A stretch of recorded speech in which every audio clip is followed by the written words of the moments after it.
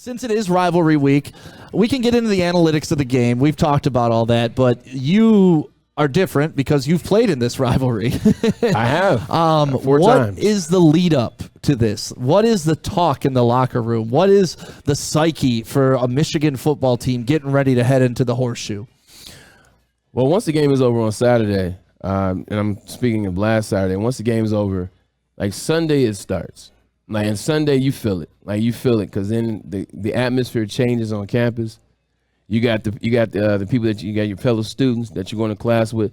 They're talking about it. Yeah. Like, you can see all the Michigan stuff. Like, you start to watch TV. You start to see classic games, if you will. Yep. You start to see the analysts that used to play in a rivalry, whether it's Desmond Howard, whether it's Joey Galloway, whether it's Kirk Herbstreit, whether it's Charles Woodson. So you start to see that and you start to feel it. And, you know, you practice hard. You get after it. You really get after it. But around Thursday, like, it starts to calm down. Like, it starts to calm down Thursday night. You're like, okay, it's good. You go through your routine. Friday, you travel. If this year they'll travel. It's in Columbus. You know, you go team meetings, team movies. You get in your room, and you really just zone out. I literally spent those Friday nights, the night before Ohio State. I just spent thinking about. It's like a movie called The Dirty Dozen. Okay. With Jim Brown and a bunch of those guys. Yep. And at the end of the movie, they're going on this suicide mission. And basically their commander, their lieutenant, he tells them the plan, and they repeat it back to him. What their assignments are literally for the last 2 weeks.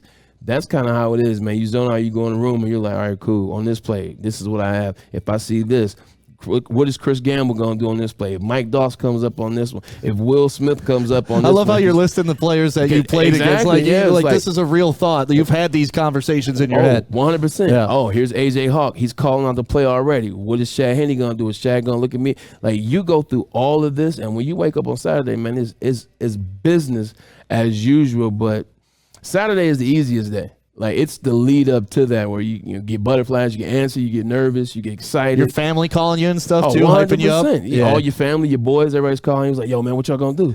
Y'all gonna go out there? Y'all gonna make it happen? Y'all gonna barbecue? Y'all gonna mildew? Like, what are you guys gonna do? And now, I didn't have social media when I was in college. Right. I mean, we had Twitter, but I mean, not Twitter, but Facebook. But outside of that, they have to deal with all of that for 7 days. Social, Twitter, IG, TikTok, all that kind of stuff. So I can only imagine. If you were in college, would you have shut down like your Twitter for a week like this? Nah. No, you're feeding into it. You're diving all the way in. I want it all. Yeah. I want it all though. Pause.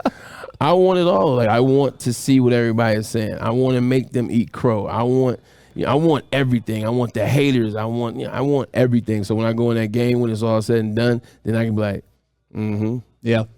Yeah. I mean, like I said, I'm a casual fan when it comes to U of M. I do root for them. I have a special hate for Ohio State, and I wrote an article about it on woodwardsports.com. It's called Why I Hate Ohio State, and it stems from the Ohio State-Michigan game.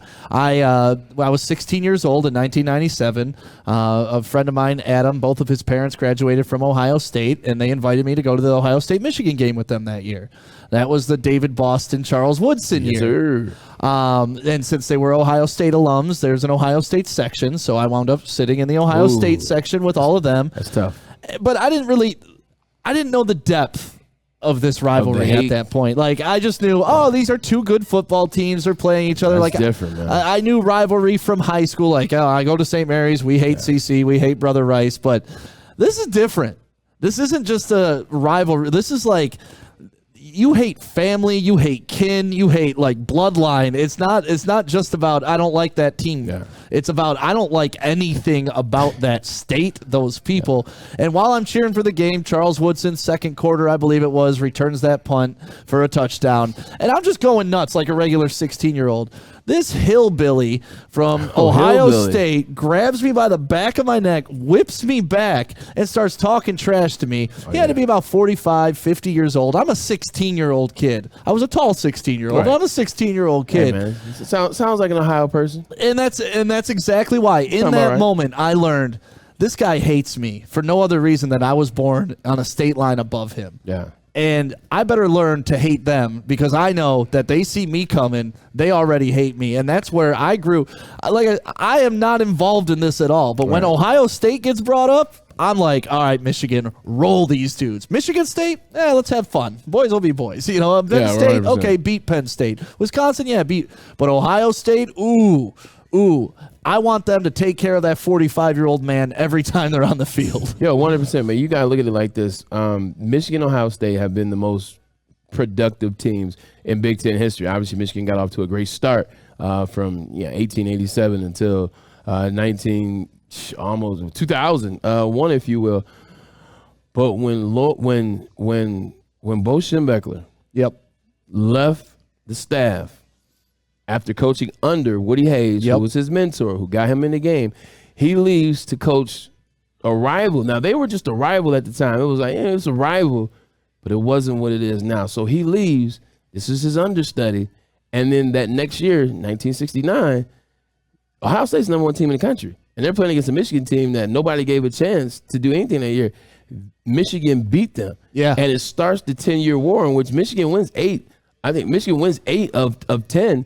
And then that starts the hate because now it's Bo hates Woody. They coach on each other, and now it's the 10-year war. We cost them from winning the national championship a couple times over. Now that's when the hate rivalry starts. Plus, the state of Ohio has always hated the state of Michigan. That goes way beyond Ohio State and Michigan. There's a documentary right now called Rivals that's out, and it was about Ohio State, Michigan, and they were talking about that. And Dan Dierdorf was talking about how Michigan, they got the brakes beat off about 50-14 the year before they went into Ohio State, and that's the exact game you're talking about. And they were talking, that's when this thing became like 100%. real. Dierdorf, you know, the Reggie 1900s, 1930s, all that stuff. That was fun. They were going back and forth. Michigan had the clear advantage, but when that happened, that totally changed the game because you snatched the greatness away from what Ohio State was supposed to be.